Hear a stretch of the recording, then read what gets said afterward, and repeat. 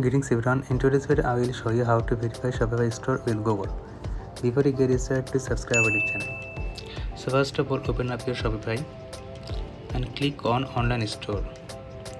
Now you can see your store and click on View Your Store. So you are seeing your store. So now copy this link of your store. Now open another tab and search for Google and search for console.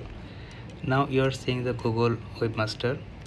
Click on it and sign in on this website. Here you have to paste the link of your website.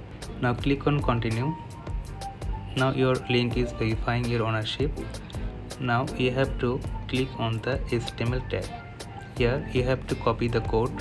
Now go back to your Shopify account. Here you have to click on actions. You are seeing the option edit code. Click on it. Now you are seeing the code list, and here you have to click on theme liquid. Click on it so you can find the line you have to edit. So here is the line. So you have to paste the code here and save it.